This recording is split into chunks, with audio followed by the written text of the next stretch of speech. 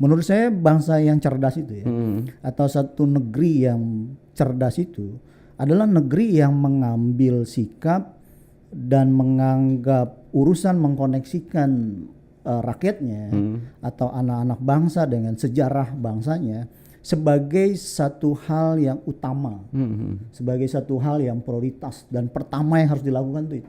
Paradigma kita bukan cuma sekedar belajar sejarah, tapi belajar dari sejarah. Iya.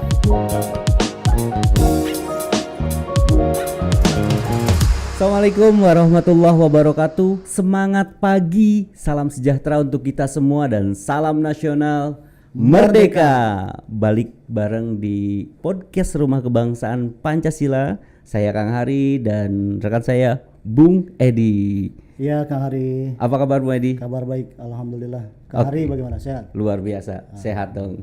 Baik, sahabat-sahabat Rumah Kebangsaan Pancasila, ini adalah program terbarunya dari Rumah Kebangsaan Pancasila. Program terbaru yang kita buat yang namanya RPP. Apa itu RPP? Adalah Ruang Edukasi Pendidikan Pancasila. Oke, berarti kita akan membahas Pancasila ya? Yes, Oke. tepatnya kita lebih banyak akan share tentang pelajaran pendidikan Pancasila yang ada di dunia pendidikan. Oke. Nah, kenapa kita pilih ini? Kenapa kita pilih ruang edukasi pendidikan Pancasila dan kita mendekatkan kepada dunia edukasi? Karena Rumah Kebangsaan Pancasila juga memiliki sekolah, artinya RKP juga memiliki pengalaman yang juga cukup lumayan di bidang dunia pendidikan karena kita juga punya sekolah gitu ya, Bung Edi ya. Betul. Nah, oleh karena itu, karena kita merasa bahwa program kita cukup lumayan baik menurut kita, dan kita akan banyak sharing, terkhususnya adalah tentang pendidikan Pancasila. Karena memang kita kan Rumah Kebangsaan Pancasila, gitu ya, Bung Edi ya. Siap. Oke, dan hari ini kita akan sharing untuk pendidikan Pancasila di kelas 4 dan wabil khusus kita akan sharing untuk para guru-guru. Oh, untuk guru-guru. Untuk guru-gurunya. Jadi di kelas 4 SD itu, Bung Edi, di situ diceritakan atau di situ materinya tentang lahirnya Pancasila dan penerapan butir-butir Pancasila terhadap kehidupan sehari-hari kepada peserta didik. Nah, seperti apa bagaimana mengajarnya, dan kita akan juga memberikan semacam wawasan lain tentang seputar dunia, wawasan tambahan mungkin ya. Wawasan tambahan tentang materi yang ada di kelas 4 tersebut. Gitu ya. Sebelum kita masuk, terima kasih sebelumnya kepada BJ Food yang hari ini sudah mensponsori kita, dan juga ada Universal Mart yang juga mensponsori kegiatan kita. Oke ya. Oke. Baik Bung Edi, sebelum kita bahas selanjutnya, kepada poin intinya tentang pendidikan Pancasila di kelas 4, alangkah baiknya kita juga mengajak kepada sahabat-sahabat Pancasila, terutama teman-teman guru yang ada di seantero Indonesia dari Sabang sampai Merauke, bagaimana kita menilai atau kita merubah paradigma kita tentang sejarah. Nah, sejarah ini penting buat kita. Kenapa pentingnya? Mungkin Bung Edi punya perspektif tentang kenapa sih sejarah itu penting untuk kita setiap bangsa ini. Iya, penting banget memang Kang sejarah itu, karena sebenarnya sederhananya bisa dibilang sebenarnya sejarah itulah yang membentuk kepribadian ya. Sejarah itu yang bentuk kepribadian. Bahkan kita sendiri kan sebenarnya kepribadian kita dibentuk oleh sejarah kita. Oke. Begitu juga kalau kita bicara kepribadian Indonesia atau keindonesiaan kita, itu dibentuk oleh sejarah. Jadi kalau kita mau terkoneksi sama keindonesiaan, karakter atau kepribadian keindonesiaan kita, ya kita memang tidak bisa untuk tidak terkoneksi dengan sejarah bangsa. Oke. Seperti itu. Jadi dan paradigmanya terhadap sejarah itu menurut saya, kita tidak bisa juga melihat sejarah itu hanya semacam kumpulan-kumpulan peristiwa di masa lalu yang seolah-olah tuh nggak ada sangkut perkaranya itu dengan kehidupan kita di hari ini. Justru sejarah itu harus kita sikapi sebagai sumber kearifan ya. Sumber kearifan. Sumber nilai gitu yang bisa kita serap, nilai-nilai, prinsip-prinsip yang baik dari sejarah yang kita alami ya, untuk kita bawa ke dalam kehidupan kita di hari ini. Jadi kan penting banget tuh kita untuk terkoneksi di situ ya. Gampangnya gini ya mungkin ya, supaya kita paham hubungan sejarah dengan kepribadian. Ya kalau secara personal ya, kita juga sebenarnya kepribadian kita itu hasil dari sejarah kan. Jadi sikap-sikap kita, tindakan-tindakan kita, perilaku kita hari ini atau karakter kita hari ini, itu yang bentuk pengalaman-pengalaman kita di masa lalu. Betul. Secara sederhananya kayak gini ya, kalau saya menangkapnya dari penjelasan Bung Edi tadi, mungkin kalau kita sama-sama coba merenung gitu, kenapa hari ini kita nggak berani pegang api yang menyala? Kenapa hari ini kita nggak pernah berani pegang satu kabel yang terputus yang teraliri listrik? Kenapa hari ini kita nggak berani itu? Karena kita tahu bahwa itu teraliri listrik, ketika teraliri listrik dapat tersetrum dan sebagainya. Kita tahu api itu panas, kita tahu ini dan sebagainya. Dan itu kan karena pengalaman kan? Itu karena pengalaman. Artinya ketika pengalaman itu sudah nempel di kita, sejarah atau cerita itu sudah nempel di kita, maka itu yang ngebentuk perilaku kita ke depannya. Kita jadi nggak akan ini lagi, nggak akan itu lagi. Mungkin seperti itu ya Bung Edi. Jadi pengalaman itu kan membuat kita menjadi arif gitu ya. Menjadi kita punya mana yang baik, mana yang enggak. Kita punya sikap gitu. Kayak kasus yang contoh kecil tadi yang Kak Hari contohkan ya. Atau juga misalnya kayak kenapa sih kalau kita nyebrang jalan itu kita harus lihat kanan, lihat kiri, itu kan hati-hati sekali. Kalau anak kecil enggak loh. Iya, betul. Kalau anak kecil misalnya anak mungkin 3-4 tahun ya lari-lari aja di jalan gitu. Betul.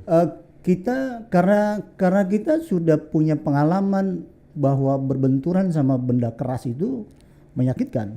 Entah kita pernah jatuh, entah kita pernah kena batu atau apapun lah kayak gitu. Yang membuat kita mengerti bahwa benturan dengan benda keras itu akan mencelakai kita. Sehingga ketika kalau kita nyebrang jalan, ini jangan sampai kita ditabrak mobil nih. Itu kan kesimpulan yang kita dapat hasil dari pengalaman-pengalaman kita. Nah, kepribadian Indonesia itu juga nggak bisa tidak tanpa sejarah ya. Artinya kalau kita nggak kenal sejarah, bagaimana kita terhubung sama kepribadian Indonesia yang toleransi, yang misalnya bersatu dalam keberagaman, yang cinta damai, yang menghormati keberagaman, menghormati perbedaan, yang senang berlaku adil kepada setiap orang. Kita nggak akan terkoneksi sama itu kalau kita nggak tahu sejarah terbentuknya bangsa kita. Berarti kalau kayak gitu sejauh ini kita cuma belajar sejarah ya? Bukan belajar dari sejarah. Ya harusnya belajar dari sejarah ya. Harusnya belajar dari sejarah ya. Nah bedanya apa tuh berarti? Ya kayak kalau kita belajar sejarah kita cukup tahu itu panas itu ini. Tapi ya udah kita pegang-pegang aja kita ininya. Tapi kalau kita belajar dari sejarah, ini kita kemarin pegang panas nih, berarti kita kan mengambil nilai dari pengalaman yang terdahulu. Nah itulah kenapa pentingnya sejarah itu, kita belajar dari sejarah itu untuk membentuk kita sebagai sebuah bangsa menuju bangsa yang lebih keren lagi. Makanya Bung Karno bilang bahwa sejarah itu adalah kaca benggala untuk menatap masa depan. Artinya ya sejarah itu alat kita tadi untuk menyerap itu. Karena kan peristiwa-peristiwa yang terjadi ya di masa lalu yang sudah menjadi sejarah kita itu kan peristiwa-peristiwa yang sebenarnya sudah teruji zaman ya. Betul. Sudah terhakimi oleh alam. Betul. Kalau kita pernah jatuh tadi contoh sederhana ya. Kan itu sudah kalau kamu nggak hati-hati kamu jatuh. Kan ada pelajaran itu. Jangan sampai kita tidak menarik nilai itu loh, tidak menarik pelajaran itu. Nah, peristiwa-peristiwa yang dialami bangsa kita dari kita pernah dijajah, terus kita kemudian berjuang untuk merdeka, kemudian bersatu di Sumpah Pemuda misalnya dan seterusnya gitu sampai hari ini, kan itu banyak nilai-nilai di situ. Betul. Banyak pelajaran-pelajaran yang bisa kita serap. Iya, Jadi iya. saya setuju sekali sama Kang Hari bahwa kita paradigma kita bukan cuma sekedar belajar sejarah, Yep. tapi belajar dari sejarah. Iya.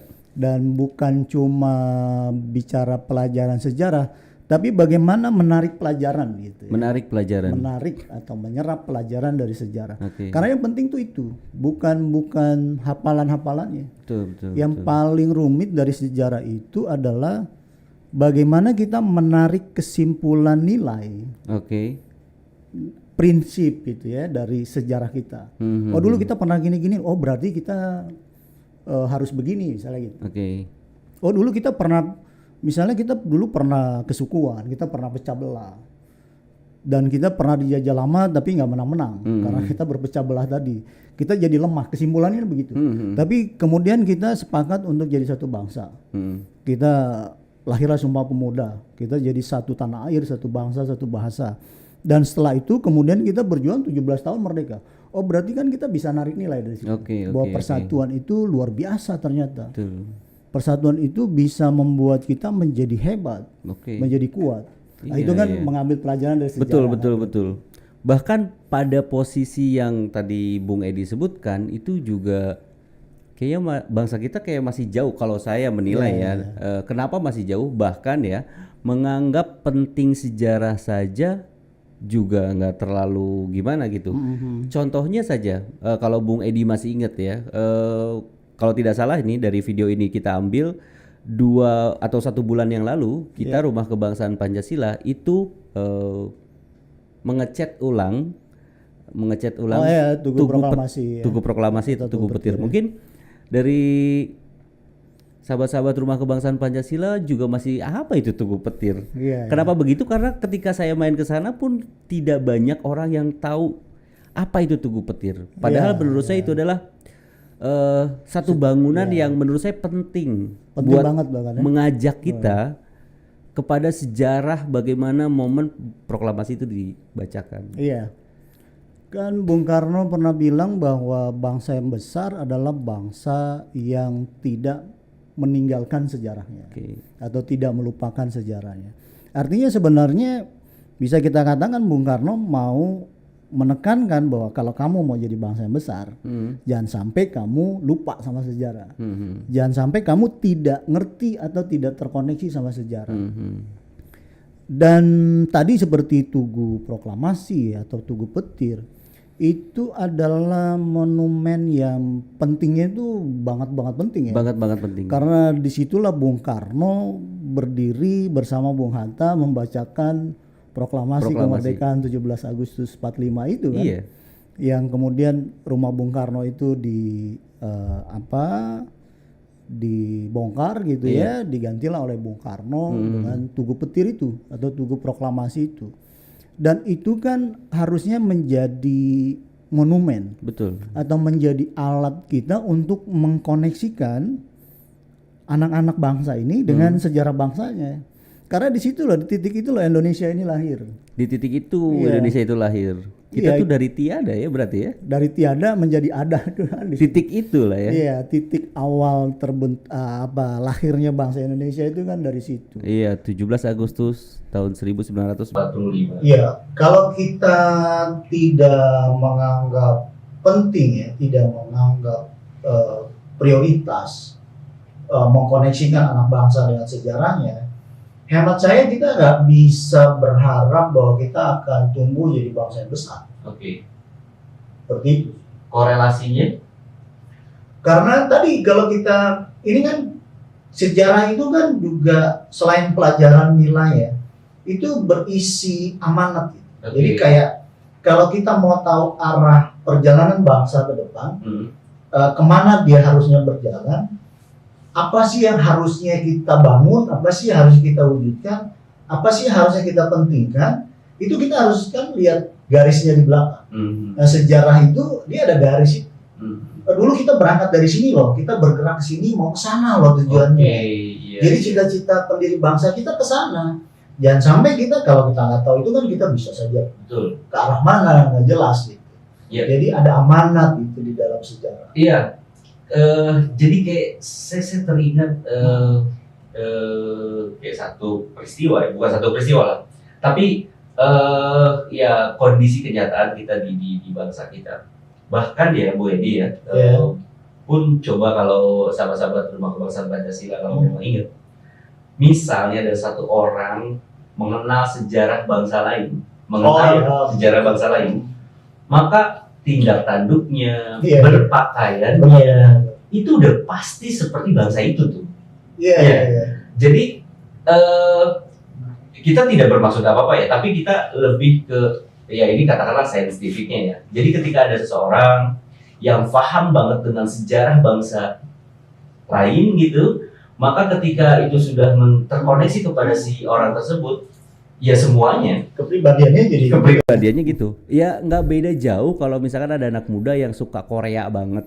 Ya. Bahkan makannya, apa yang disajikannya dari segi berpakaian semuanya ya Korea banget itu sih. Iya. Nah, maksud saya bukan berarti itu jelek. Andai seluruh bangsa kita terkoneksi dengan sejarahnya, maka yang terjadi ya kita pasti cepet tuh kerennya tuh. Menurut saya kayak gitu. Betul sekali. Dan ya mirisnya kan nggak sedikit juga ya. Kita lihat masyarakat kita yang lebih paham sejarah peradaban bangsa lain daripada bangsanya sendiri. Yang lebih paham misalnya banyak juga yang lebih paham peradaban Timur Tengah daripada peradaban Indonesia. Yang akhirnya terkoneksinya sama sejarah sana. Akhirnya kepribadian nggak ke Indonesiaan gitu.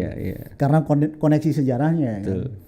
Jadi ya memang ya kalau kita mau jadi bangsa yang apa ya? Menurut saya bangsa yang cerdas itu ya, atau satu negeri yang cerdas itu adalah negeri yang mengambil sikap dan menganggap urusan mengkoneksikan rakyatnya atau anak-anak bangsa dengan sejarah bangsanya sebagai satu hal yang utama, sebagai satu hal yang prioritas dan pertama yang harus dilakukan itu. Sebelum yang lain-lain bahkan ya. Sebelum yang lain-lain tuh pokoknya itu nomor satu. Iya, betul. Karena ini kita bicara kepribadian Indonesia kan. Betul. Ya gitu. Iya. Ya begitu ya, Bu Edi ya. Jadi terkait pemaparan yang tadi ini jadi bukan tugas cuman satu orang saja, bukan tugas pemerintah saja. Di sini Rumah Kebangsaan Pancasila juga mungkin mengajak sahabat-sahabat Rumah Kebangsaan Pancasila, terutama teman-teman guru dari Sabang sampai Merauke, untuk juga yuk sama-sama kita ajarkan kepada peserta didik kita dan kepada siapapun kita syiarkan kepada sebanyak-banyaknya bahwa bagaimana hari ini kita meyakinkan kepada bangsa kita mengkoneksikan sejarah dan mengambil nilai dari sejarah itu bagian dari sesuatu yang terlihat remeh-temeh tapi penting buat kelangsungan bangsa kita. Menurut saya kayak gitu. Iya betul, fundamental banget lah. Fundamental banget dan saking pentingnya menurut saya dengan kejadian-kejadian yang memang kita juga melihat di sekitar kita ya. Itulah ketika ada seseorang yang mempelajari kebudayaan bangsa lain, maka kepribadiannya juga akan berubah sesuai dengan kepribadian bangsa yang diajarin. Nah, hari ini kami Rumah Kebangsaan Pancasila mengajak rekan-rekan guru untuk bagaimana merubah paradigma sejarah yang tadinya sejarah ada sesuatu yang membosankan, sejarah adalah sesuatu yang hanya dihafal gitu. Hari ini bagaimana kita sama-sama mengambil nilai sejarah itu untuk kita aplikasikan ke dunia kita, ke dunia profesi kita atau ke dunia pendidikan. Betul. Begitu ya, Bu Edi ya? Iya, jadi kita kan belajar sejarah bukan untuk hidup di masa lalu kan. Tapi kita mau hidup di hari ini dan masa yang akan datang. Jadi jangan sampai kayak cuma ya tadi Kak Hari bilang hafal-hafalan gitu. Tapi kita cuma mau narik hikmah aja nih, narik pelajaran, menarik nilai-nilai bawa ke sini. Juga jangan sampai kayak ya apa ya? Maksudnya bagian pentingnya itu loh dari sejarah. Bahkan nggak terlalu signifikan. Maksudnya bukan bagian yang prioritas harus hafal kejadian ini tahun berapa segala macam, itu bukan di situ poinnya. Poinnya bukan di bicara situ ya. sejarah ya, tapi nilai-nilai dari peristiwa-peristiwa itu. Oke. Nah, sahabat-sahabat Rumah Kebangsaan Pancasila, kenapa sebelum kita masuk ke materi, kenapa prolog ini dulu yang kita sampaikan, biar nanti ke depannya ketika kita membahas satu materi, mudah-mudahan ya rekan-rekan guru atau sahabat-sahabat Rumah Kebangsaan Pancasila dimanapun berada yang lagi bersama-sama berjuang membangun bangsa yang sangat luar biasa, sebelum kita jauh melangkah untuk mengenal, belajar dan sebagainya, rubah dulu paradigmanya bahwa sejarah itu penting buat kita, dan hari ini kita bukan belajar sejarah, tapi kita belajar dari sejarah dan mengambil nilai-nilai dari pengalaman tersebut. Betul sekali. Karena itu sudah teruji dan menjadi sangat luar biasa.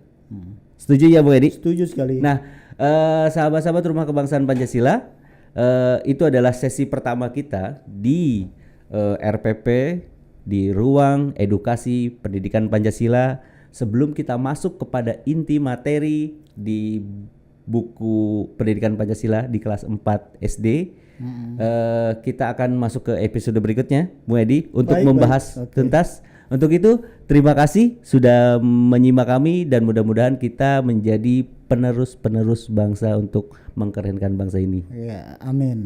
Bu Edi masih bertahan sama kita untuk mengupas tuntas ya? Siap, siap, selalu siap. Untuk itu, terima kasih buat sahabat-sahabat Rumah Kebangsaan Pancasila. Selamat kembali lagi di episode berikutnya di RPP, Ruang Edukasi Pendidikan Pancasila. Terima kasih, merdeka. Merdeka.